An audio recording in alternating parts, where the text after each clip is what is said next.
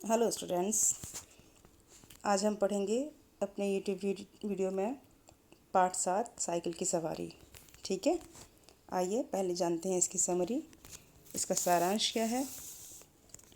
तो साइकिल की सवारी सुदर्शन जी द्वारा लिखित एक उनकी स्वयं की एक रचना है, यह काल्पनिक है। साइकिल की सवारी एक सीधी सादी हास्य कथा है।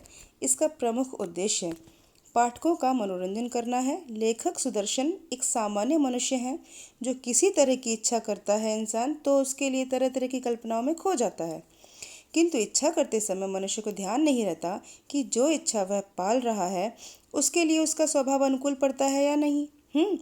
केवल दूसरों की देखा देखी अनावश्यक इच्छा करने से अनेक मनोरंजक स्थितियां पैदा हो सकती हैं और मनुष्य को लज्जित होना पड़ सकता है। लेखक की साइकिल सीखने की इच्छा हुई क्योंकि दुनिया भर में तरह तरह के लोग साइकिल चला लेते हैं और उसी को साइकिल चलानी नहीं आती, तो उसने ये सोच करके इच्छा जाहिर की साइकिल चलाना तो मैं भी सीखूंगा। अपनी इस इच्छा को जब वह अपनी पत्नी और मित्र को बताता है और वे उसे चलाने से मना करते हैं, उस काम को करने से मना करते हैं, तो वो सोचता है कि पत्नी व्यर्थ में बहस कर रही है और मित्र ईर्ष्यालु हो रहा है। वह किसी की बात नहीं मानता और अनेक मनोरंजक स्थितियों में से निकलकर अंत में पत्नी के सामने लज्जित होता है और साइकिल का सपना हमेशा के लिए दिमाग से निकाल देता है। ठीक है, इच्छा करने वाले मनुष्य के स्वप्नों और कल्पनाओं का बड़ा मनोरंजक चित्रण करते हुए लेखक ने यहाँ पर हास्य उत्पन्न करने के उद्देश्य से ये लेख लिखा है और उस उद्देश्य में लेखक सफल भी हुआ है। तो आइए पढ़ें इस पाठ को। परिचय आप स्वयं पढ़ लीजिएगा, मैंने बता दिया है सारांश लगभग। अब देखिए, हम स्टार्ट करते हैं बिल्कुल स्टार्टिंग से, यानी यहाँ से। जब मैं किसी को साइकिल की सवारी करते या हारमोनियम बजाते देखता हूँ तब मुझे अपने ऊपर बहुत दया आती है। सोचता हूँ भगवान ने ये दोनों विद्याएं भी खूब बनाई हैं। एक से समय बचता है और दूसरे से समय कटता है, मगर हमारे प्रारब्ध में तो ये दोनों विद्याएं लिखी ही नहीं। प्रारब्ध मतलब भाग्य, यानी हमारे भाग्य में तो ये दोनों विद्याएं लिखी ही नहीं। हमारे लड़के ने चुपचाप साइकिल चलाने की विद्या सीख ली और हमारे सामने सवार होकर निकलने लगा। सोचा क्या हम ही जमाने भर में फिसड्डे रह गए हैं। हमने निश्चय कर लिया कि चाहे जो हो जाए परवाह नहीं। दूसरे ही दिन हम फटे पुराने कपड़े दूसरे ही दिन हमने फटे पुराने कपड़े तलाश किए और ले जाकर श्रीमती जी के सामने पटक दिए कि ज़रा इनकी मरम्मत तो कर दो। श्रीमती जी ने हमारी तरफ अचरज भरी दृष्टि से देखा और बोली, पहले बताओ इनका क्या बनेगा। हम चाहते थे कि घर में किसी को कानो कान खबर ना हो और हम साइकिल सवार बन जाएं, परंतु परंतु क्या, झक मारकर बताना ही पड़ा कि रोज़ रोज़ के तांगे का खर्च मारे डालता है, इसलिए साइकिल चलाना सीखेंगे। श्रीमती जी मुस्कुराकर बोली, मुझे तो आशा ही नहीं कि आपसे यह बेल मढ़े चढ़ सकेगी, अर्थात मुझे तो आशा ही नहीं कि आप साइकिल चलाना कभी सीख भी सकेंगे। खैर, कोशिश करके देख लीजिए, मगर इन कपड़ों का क्या होगा।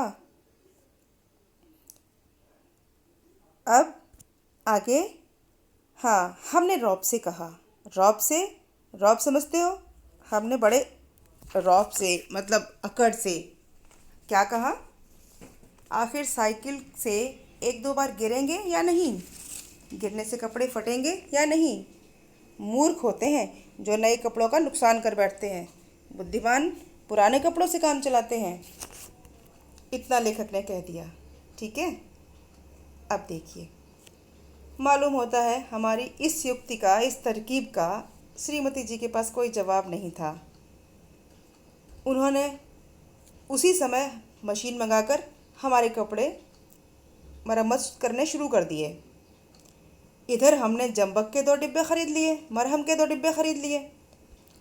जंबक मतलब मरहम, 2 डिब्बे खरीद लिए जिससे चोट लगने पर इलाज किया जा सके। इसके बाद एक खुला मैदान तलाश किया ताकि साइकिल सवारी का अभ्यास किया जा सके।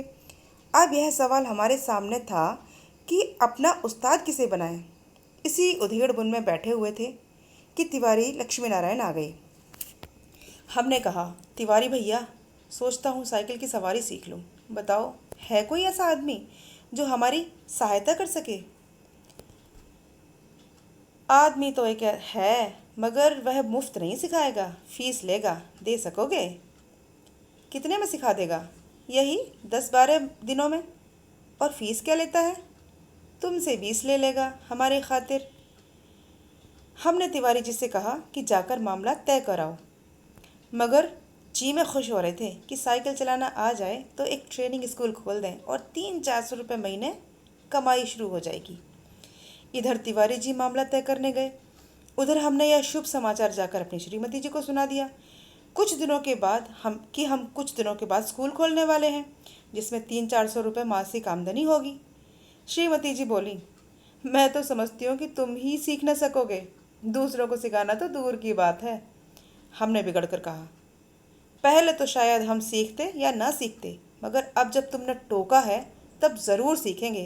तुम भी क्या कहोगी? इतने में तिवारी जी ने बाहर से आवाज़ दी। हमने जाकर देखा तो उस्ताद साहब खड़े थे। हमने उन्हें श्रद्धा से प्रणाम किया और चुपचाप खड़े हो गए। स्टूडेंट्स, ये 50% आपकी कहानी पूरी हुई।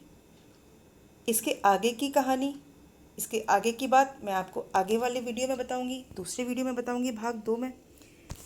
तब तक आप इसको ध्यान से समझिएगा, पढ़िएगा। अगली वीडियो आने तक good day, have a nice day.